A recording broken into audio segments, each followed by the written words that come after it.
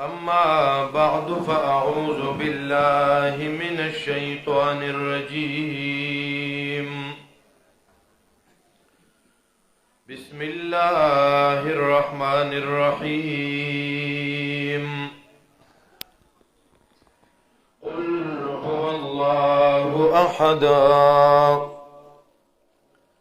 الله الصمد لم يلد ولم يولد ولم يكن له كفوا أحد. يا حي يا قيوم برحمتك أستغيث. معزز علماء کرام او د دې علاقې غیرتمندو مسلمانانو، انتهایی د خوشاله موقع ده چې ستاسو د کلی او محله کې د الله تبارک وتعالى د کتاب خدمت کیږي. ماشومان قرآن کریم زدکئی، مشران قرآن کریم زدکئی. داغینن د نتیجه ورځوا تاسو په دې علماو اعتماد کړو، نو دې علماو تاسو لصدر کو، دې علماو تاسو مایوس نکې، بلکې دی تاسو ته هغه خپل پراګرس راپورټ وورولو چې دی ګڼو ماشومانو قرآن کریم په ناظره او تجوید سره اختتام ته ورسو. خوش قسمته کسانو قرآن کریم په ترجمه سره اختتام ته ورسو. دا د دې علاقې والو د پاره لویه د اعزاز خبره ده که چرته مونږ او تاسو دا د الله رب العزت نعمت ګڼو او په دې د الله شکر ادا کوو، نو الله رب العزت به مونږ او تاسو ته د نعمت نورم سیوا کوي. نو ټول دړه د اخلاص وایي الحمدلله الحمدلله ثم الحمدلله.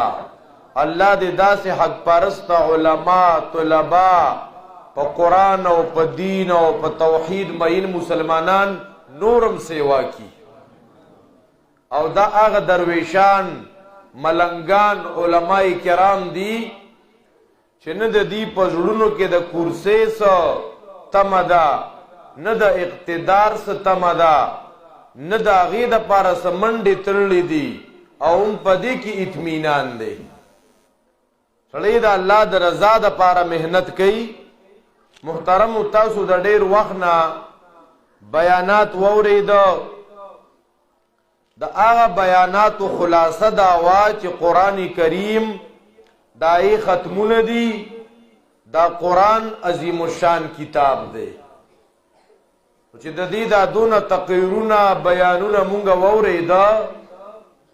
نو آیا اوس با آخر کې دوا وشي او کیسه به ختم شي؟ نه محترمو، ما او تا چې نن د دې ګڼو بچو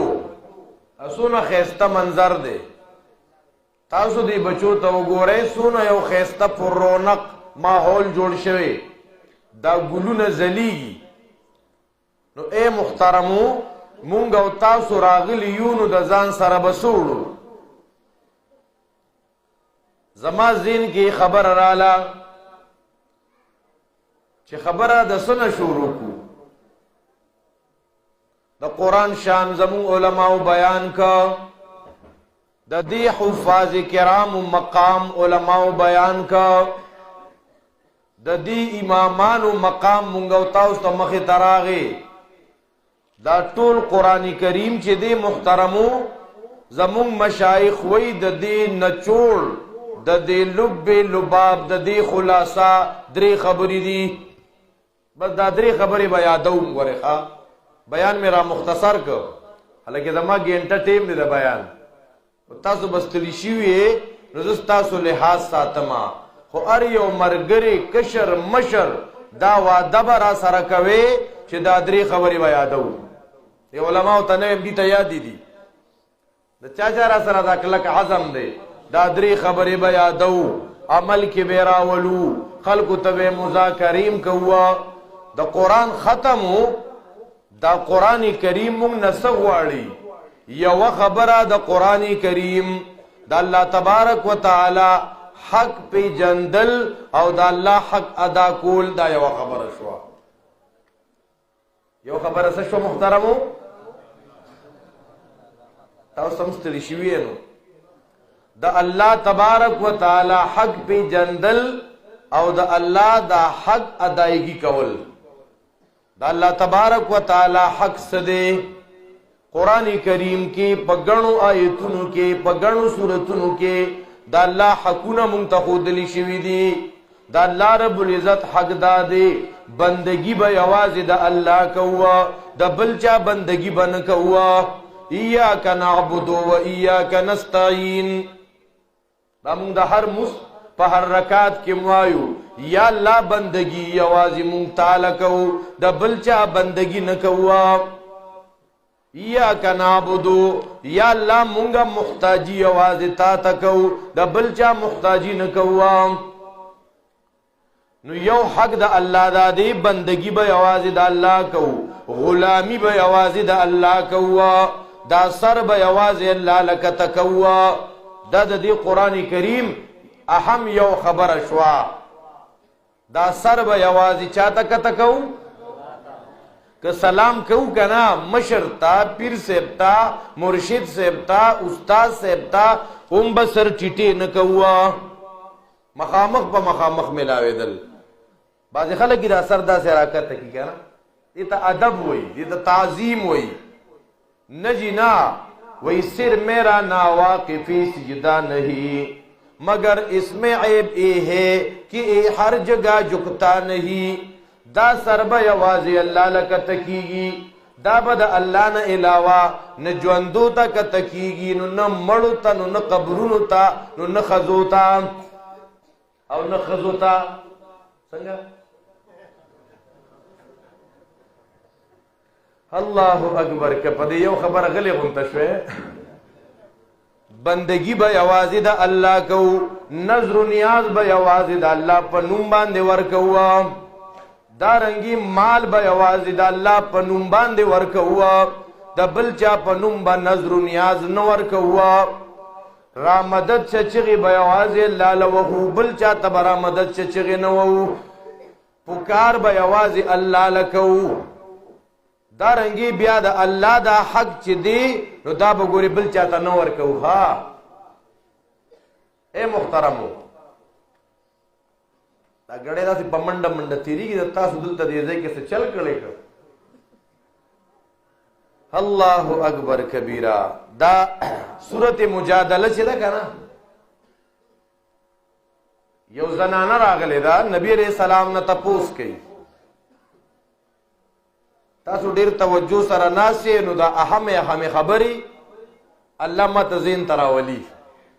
که تاسو توجه نه وي نو بیا به هم بس سروان ریډو به وغږېدلي به که نه سورت مجادله ته سورت الزهار هم وایي یو زنانه ده د خاون ورسره خفقان راغلی نو خاون ورته ویلي وه ته په ما زما د مور په شانتې یا د دې باره کې څه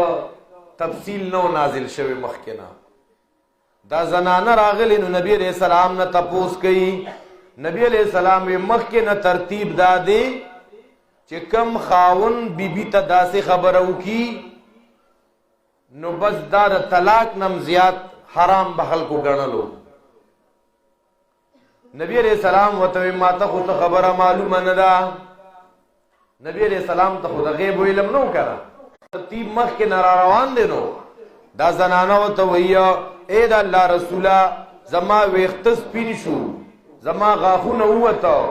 ما دا دونه زندگی د خپل خاون خدمت وکړه اوس به زه چېرته ځم زما د بچو کومه لاره شوه پیغمبر اسلام وایي زه څه وکړم ما له خو لار نه به زنانه ده وحی رالا قد سمع الله قول التي تجادلك في زوجها الله دا وینا ډایرک ووریدا دا هغه زنانا اے پیغمبر چې تا سره باس کو دې ته مسله ور بیان کا چې ستا دا خاون چې دی به کفاره ورکی نو ته به د بیبي ته د اے محترمو توجه مشته کنه ډیره قیمتي خبره ده دا بیبي چې دا زنانه ده کنه ده کنه نارینه دی بیبي سره مفسرو هغه فرمایي چې القرآن د پنځپیر رحمت الله علیه دا نورو کتابونو کې نه ملاویږي نو دا د بل چا بیانونو کې نه ملاویږي چې القرآن وایي نو چې د الله صفت مخلوق ته ورکه نو بیا د دې کفاره بسي فقیر ته ورکا فقیر ته ورکا پاټې ته ورکا لیډر ته ورکا د دبه کم مقامات الله لکول عبادت د الله حق دی که عبادت قلبی دی که عبادت مالی دی که عبادت بدنی دی دا بیا ګڼ قسمونه دي دا اوس دوران را روان دی د شعبان رمضان د درسونو اے محترمو د دې علماو نه فایده والے اے نوجوانانو ډور بی ډور کمپینو چلوي د څه دپاره حاجی د قرآن د درسونو دپاره ډور بی ډور کمپین دې دپاره ځان سم لیونی کې اوس دا سوره د مخکې خلک څنګه لیوني شي وکړه مخکې مړ شوي وایي زه یو دوا به ورته وګوښه دې دپاره کمپین دې دپاره کمپین اے محترمو دا یې دپاره دروغ او دوکې او دړاکې او چا ور باندې دا دین خرڅاو چا ور باندې خلکو باندې دین زبادو تفصیلاتو ته نه محترمو نو مونږ او تاسو چې عبادت پیژنو که نه دا به د قرآن نه پیژنو کا تکې اورو په دې علاقو کې خواوشا کې زمونږ دا ګڼ علما کرام دي او انشاءالله دی به تاسو ته دا تفسیر پړاوئ او مونږ چې ته اوسه پورې دا نه دي اورېدلي چې پلانکي ځای کې عالم د قرآن تفسیر پړاوئ او د هغې پیسم غواړي که تاسو ته اورېدلي چې وایي د ترجمې دپاره مخکې مونږ سره فارمونه ډک کې تاسو به 40 دن کې ټول قرآن واورئ قرآن سکول ته ځي او څه وایي ورته الله اے پلو بی منه بپلو او سی منه کیټ هلته څونه پیسې لګو دارنګې د هغې دپاره بیا ټیوټران جدا نیسو اے محترمو دا زما اوس تام ګورې د قرآن کریم سره په مینه دلالت نه کوي نو دارنګې د قرآن کریم په اهمو مضامینو کې په مختصر خلاصه کې یوه خبره د الله حق نو د هغه پیغمبر حق ادا کوله هغه پیغمبر صلی الله علیه وسلم دنیا کې ورسره ګوره د امت غم دی چې معراج ته تللی هم ورسره د امت غم دی هغه نبی علیه صلات وسلام نو وګوره حوض کوثر باندې به موږ زما امتیان ما ته را پرېږدوئ وګوره هغه نبی علیه السلام په میدان محشر کې په صراط سره ولاړ دی نو امتی امتی وایي مال پیغمبر څه وایي په مړي کې پیغمبر یو 2 اعلانه دله کومه خوښه مو ده که نه غم کې ما او تا هم اعلان کوو که ستاسو علاقو کې نه کېږي نه یو خو پلان کې مړ شوي جنازه به وي که نه دې نه علاوه مونږ اعلانونه کوو که نه کوو زمونږ علاقو کې روح تاسو نه خبر بعضې علاقو کې په دې خلک جنګونه کوي نو اے محترمو نبی علیہ الصلوۃ والسلام 2 اعلان اورې د غم په موقع یو اعلان نبی علیہ السلام دا فرمایلی و اصنعوا لآل جعفر طعاما د جعفر اولاد ته ډوډۍ ورکې پیغام راغلی دی پورا امت ته یو ترتیب پرېښوده چې ای زما امتیانو په تاسو کې چې په چا باندې غم راشي نو تاسو دې غمزپلي کور ته ډوډۍ ورکې چا ته ډوډۍ ورکې دا نبی علیہ السلام اعلان کړی دی چې په چا غم راغی نو هغې ته څه وکړې ځکه محترمو دا هغه سره اظهار همدردي ده، په هغه غم راغلی دی. بعضې علاقو کې څنګه یو نارینه زنانه لوی او ماشومان دا 3 ورځې د غم د کور میلماني په خپل کلي او علاقه کې، که ستاسو کلیو کې نه هسې محترمو د چا چې اړه خفوي د ده دا اوبه ړته کېږي، د چا چې اړه خفوي د ده ډوډۍ ړته کېږي. نو چې د چا پلار مور وفات شوې او ما او تا ورباندې خفه یو، نو هلته به زما او ستا چې اوبه ډوډۍ ړته کېږي. مونږ خو هلته کټ ته سر ته ښتي یو، پیزار مو ښکته ښودلي یو او وایي لږه مجمع کې لږ ښه څیز واچوه ښه، ته په غم خفې. هر شریعت خلاف ترتیب دی. مسلمانان وعدو کې د قرآن کریم په مضامینو کې یو مضمون دا دی د نبی علیہ السلام حق پیژندل، هغه حق د طاعت کوله. پیغمبر وی د غم د کور نه ډوډۍ مه خورئ، غم کور والا ته ډوډۍ ورکې. راځئ مسلمانانو چې دا کلکه واده وکړو د دې ګلالو بچو د ختمونو په دې موقع کې چې مونږ به په خپل کلي علاقه کې د غم د کور نه ډوډۍ نه خورو، اگر چې ګډان او چرګان چیلي پکې پخ کړي یا چا چا دا واده ده. دا چې بیا کم غم کې ډېرې غوښې مخې دا بیا ګورې هېره شي،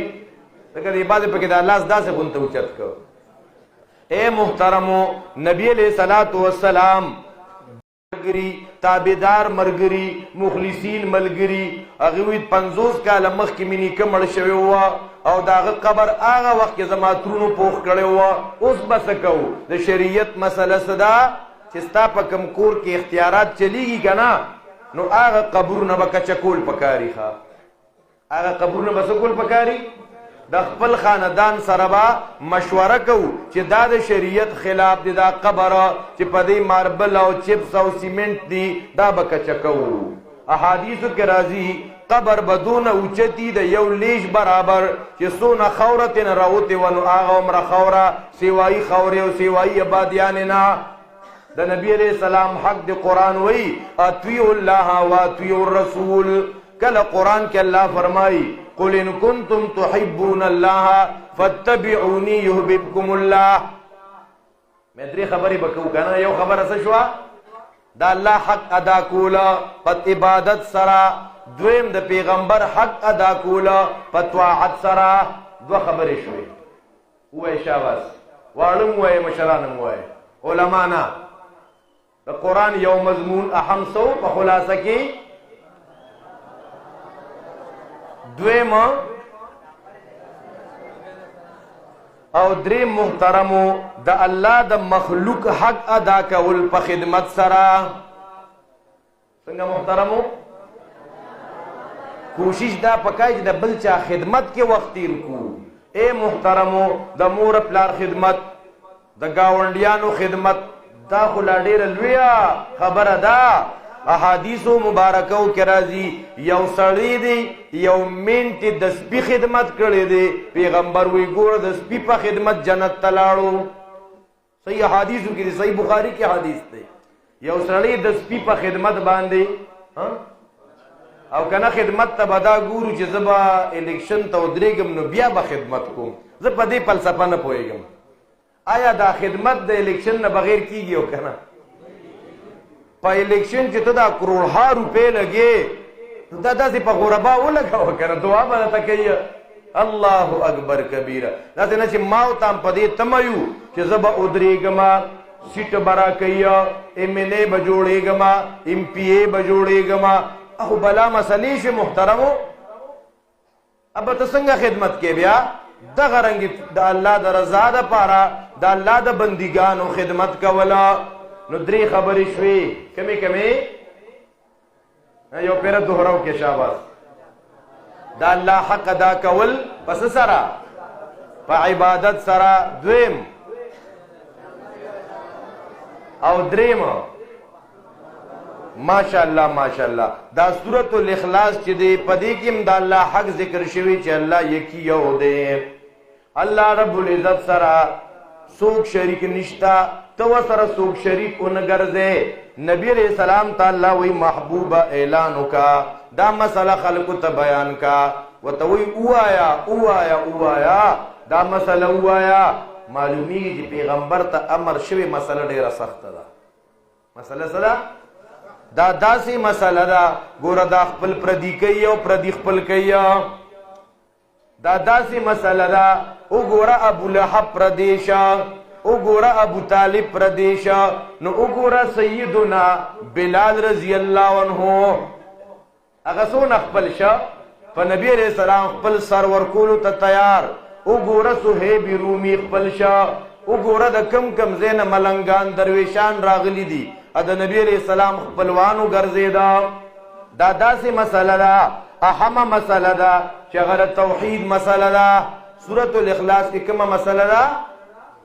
دا الله د توحید مسله ده. سورۃ الاخلاص کې کومه مسله ده؟ قل هو الله احد. وایا اے نبی علیہ السلام شان دا دی الله دی یکیو، الله صمد، څنګه یکیو ذات دی داغه چاته حاجت نشتا، داسې بادشاہ دی، داسې مولا دی، داسې خالق او مالک او رازق دی، هیڅ چاته محتاج نه دی، نه ملائکو ته محتاج، نو انبیاء ته محتاج، نه اولیاء ته محتاج، نه مړو ته محتاج، نو نه ژوندو ته محتاج. داسې ذات دی لم یلد ولم یولد، لم یلد ولم یولد، نه تی څوک پیدا دی او نه د چا نه پیدا دی، والدین نشتا نو اولادی نشتا. زما الله داسې الله دی، زما الله داسې الله دی. بر شریکان نشتا نو کته شریکان نشتا، نو برابر شریکان نشتا. نو شریکان خو په درې قسمه نو، یا د سړی نه مرتبه کې اوچتی، یا د سړی نه مرتبه کې کمی، یا بالکل سیم ټو سیمی. سورۃ الاخلاص کې مونږ ته ذکر وکړه د الله نه بالا شریک شتا، نو دارنګي د الله تبارک وتعالى نه کته شریک شتا، نو نه د الله برابر شریک شتا. دا عقیده د زدکا. قل اعوذ برب الفلق، د دې د حفاظت د پاره ګورې دا سورتونه وایا. کله چې ته د سورۃ الاخلاص مسله بیانې په دې بر سره خلک دشمنی کوي، ګوره اسره سره دشمنی نه کوي، خو چې کله ته د الله توحید بیانې په دې به ته د خلکو بدي شي. دا سورتونه وایا. قل اعوذ برب الفلق، وای نبی علیہ السلام پناه غواړم په رب د سبا، من شر ما خلق، د شر دا غنا چې پیدا کړی دی الله، ومن شر غاسق اذا وقب، او د شر د تیرینا کله چې راخورشي، ومن شر النفاثات فی العقد، او د شر دا پوکونکو نه په مجالسو کې، د شر دا پوکونکو نه په غټو کې تارونو تا غټې ورکوي او خپلې منترې پې شوب کوي. داسې خلک اوس هم شته، تارونه غټې کوي، وایي دا غاړې ته واچوه، تاسو وله څه وایئ؟ او بعضې خلک خلوی کس بی لاس تا بیتار چولی غوٹی بی والا ورکڑی وی دیر نا تبا تڑلی دا چی تڑلی؟ او دا تبی نا بغیر بل مرض نشی تڑلی خواه صرف تبا تڑی، علیکہ شوگرم تڑی، بلڈ پیشرم تڑی. پازی کمکل خلقی دا یادو ساتے، دا تارونا، دا کنجکی، دا مزوڑن دوے، او دا دی علماء محنت دی خواه دی رنگ روڑلی، دا تاسو دون پا مین محبت سارا دا بلا خلق چې را جمع شوي، دا بلا بچی تاسو دی علماو ته وقف کړي د علم د زده کړې دپاره، دا دی علماو محنت کړی دی او د دې نه بر د دې استادانو محنت کړی دی، او دا یو ښایسته او ښکلی ماحول وجود ته راغلی دی. دا یاد وساتئ دا خپل ماحول خراب نه کړئ په غلط عقیدو والا سره، په غلطو دمګرو سره. څوک وایي پلانکي ځای کې سړی راوتې، ښځه راوتې او دارنګې کمیس ناپ کوي. دلته شته که نشته؟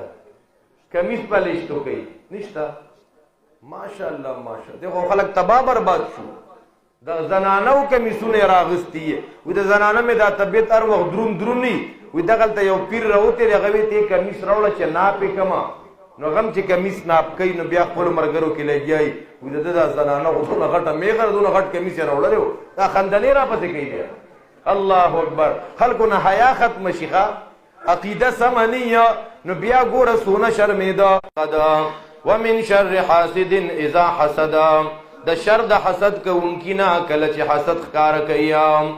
حسد روحاني بیماری ده، دا مونږ ټولو باندې حمله کوي. نو چې څوک علاج کوي هغه الله د حسد نه پاک کړي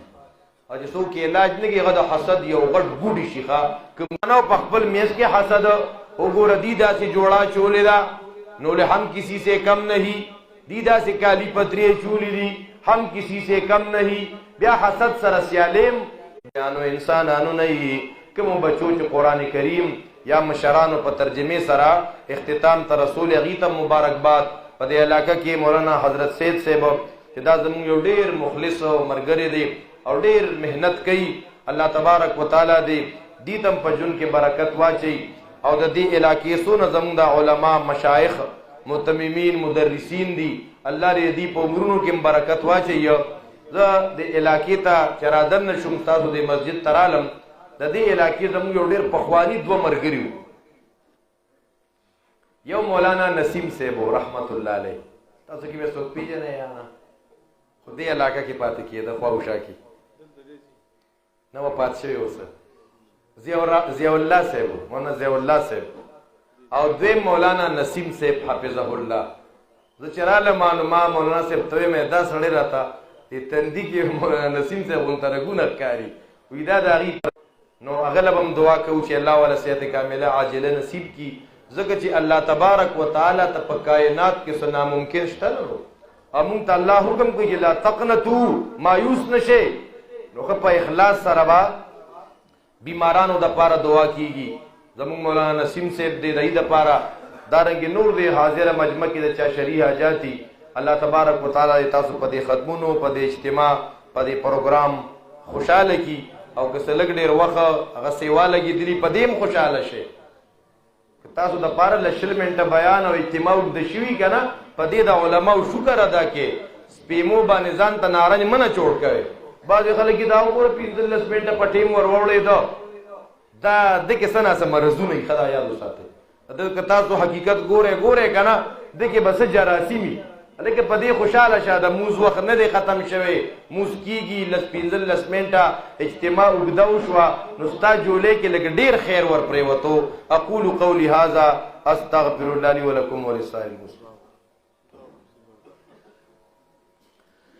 اللهم صل على محمد وعلى ال محمد كما صليت على ابراهيم وعلى ال ابراهيم انك حميد مشکلات آسان کے ربا اے پاک پروردگار چا پریشانی ختم کی چا اولاد نی نیکان اولاد و نصیب کے ربا چا اولاد شتا خو نافرمان دی رب تابعدار ولا وګرځي اے رب ذوالجلال زمون په حال باندې رحم وکي رب زمون راضي شي زمون گناهونه معاف کی بیمارانو ته شفاء کامله عاجله نصیب کی اے رب ذوالجلال زمون په دې ملک باندې منصفین حکمرانان مسلط کی دیندار حکمرانان پہ مسلط کی چې په صحیح معنو کې قرآن او سنت والی دین والی رب زمون په دې ملک کې د قرآن کریم قانون نافذ کې رب زمون د دې ملک نه د نفرتونو د عداوتونو د جګړو د ترتیبات ختم کې رب اے رب زمون په دې ملک باندې د غلو د ډاکوانو حکومت مراولې رب اے رب زمون دا ملک د دې غلو ډاکوانو نه پاک کې رب مونږ مسلمانانو کې اتفاق اتحاد پیدا کی اے رب ذوالجلال ته زمون راضي شي وصلی الله تعالی علی خیر خلقه محمد و آله و اصحابه اجمعین.